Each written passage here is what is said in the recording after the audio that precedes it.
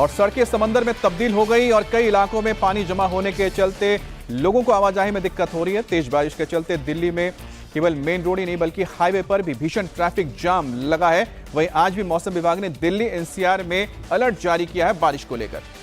लोगों से सावधानी बरतने की अपील की गई है। बारिश की वजह से दिल्ली के मिंटो रोड, मोती बाग के इलाके में पानी भर गया। सड़कों का क्या हाल है वो तस्वीरें भी बता रही हैं।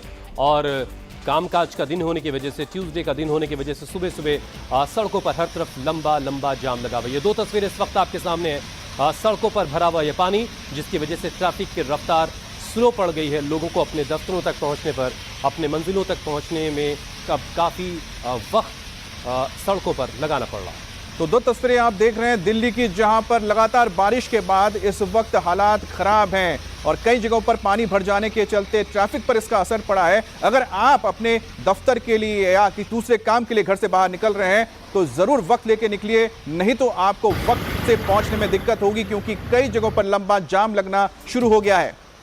और ये 6 अलग अलग तस्वीरें। दिल्ली में कल रात जमकर बारिश हुई है। आप एक साथ दिल्ली के 6 इलाकों की तस्वीरें देख रहे हैं। इंडिया गेट, विजय चौक, अक्षरधाम, रफी मार्ग, निजामुद्दीन का इलाका और मिंटो ब्रिज, ये सभी इलाके, इन सभी इलाकों में जगह जगह पानी भर गया है, जिसकी वजह से लोगों को आने जाने में दिक्कत हो रही है।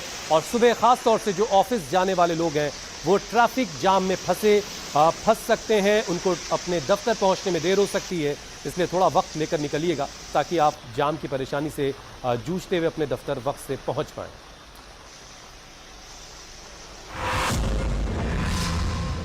और वहीं रात भर हुई बारिश के बाद दिल्ली में यमुना नदी का जलस्तर भी बढ़ गया है, जिससे दिल्ली पर बाढ़ का खतरा बढ़ गया है।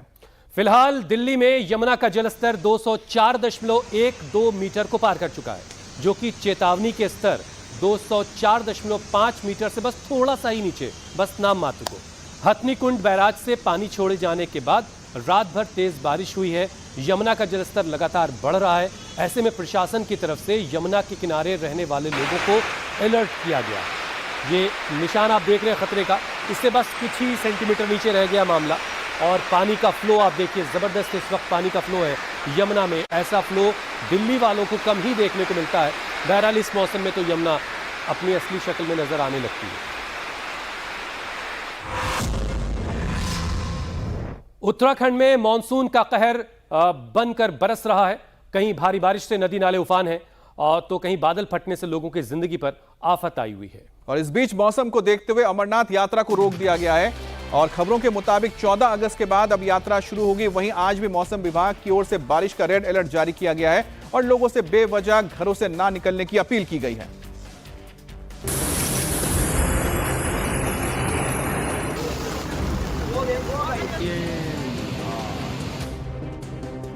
उत्तराखंड में मूसलाधार आफत से तबाही मची हुई है। पानी के प्रकोप से न दुकानें बची हैं, न मकान और न ही जानवर।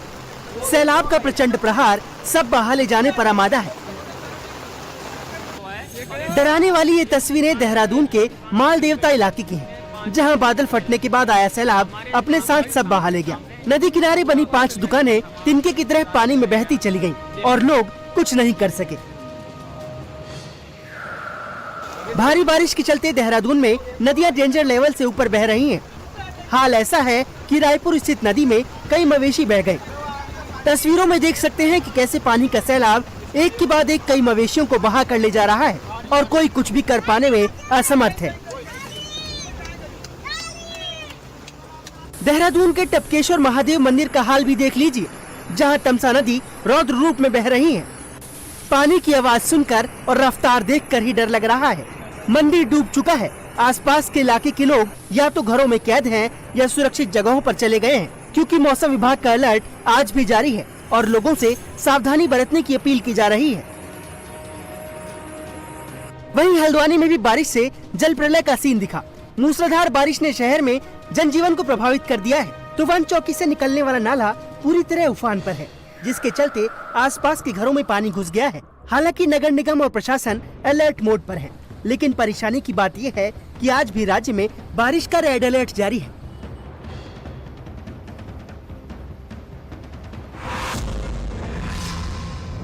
और बिहार में मॉनसून पूरी तरह से एक्टिव है। गंगा, कोसी समेत दूसरी नदियां उफान पर है, जिसके चलते कई गांव जलमग्न हो गए हैं।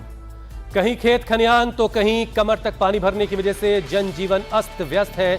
आज भी बिहार के लिए बारिश का ऑरेंज अलर्ट जारी किया गया है। मौसम विभाग की माने तो कई इलाकों में आज भी तेज भारी बारिश हो सकती है, जिसमें पटना, सीतामढ़ी, शिवहर, दरभंगा, मधुबनी, सुपौल, अररिया, किशनगंज, पूर्णिया समेत कई और जिले शामिल हैं। राज्य में गंगा नदी समेत कई और नदियों का पानी लोगों के घरों में घुस चुका है, जिसकी वजह से राज्य के कई जिले बाढ़ की चपेट में। हालांकि हालात से निपटने के लिए एनडीआरएफ की टीमें अलर्ट मोड में है और हर हालात पर नजर बनाकर रखी गई है। क्या काम से जा रहे हो भाई?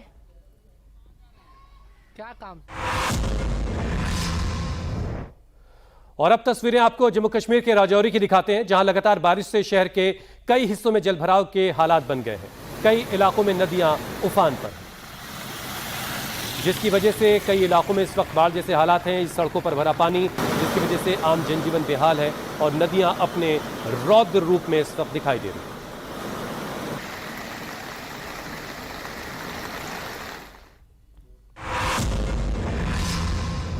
और मानसून की शुरुआत से ही असम के हाल बेहाल हैं। तस्वीरें आपको असम के कोकराझार की दिखा रहे हैं, जहां पर नदियों का पानी गांव में घुस गया है, सड़कें डूब गई हैं और घर पानी से लबालब भर गया है।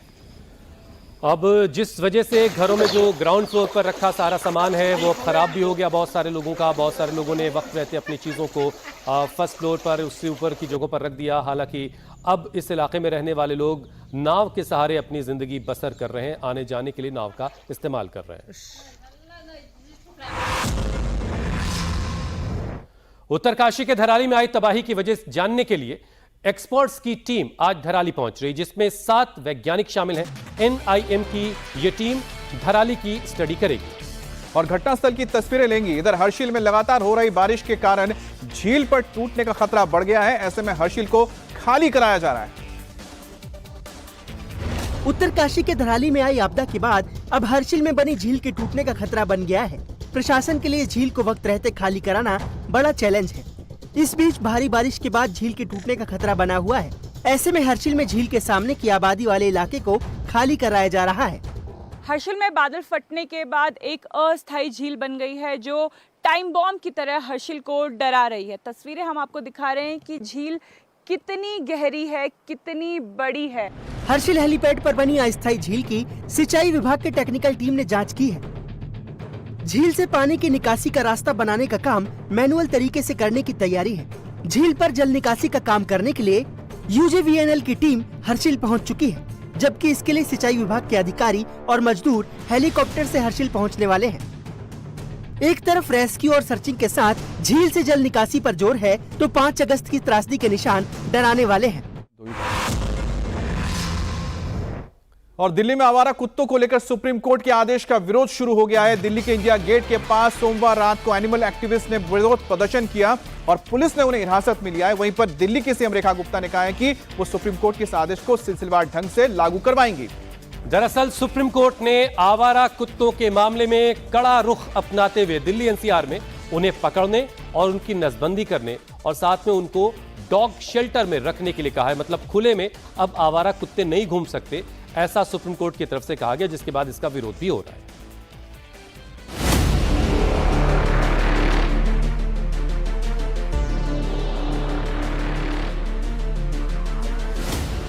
आवारा कुत्तों को लेकर सुप्रीम कोर्ट का आदेश क्या आया।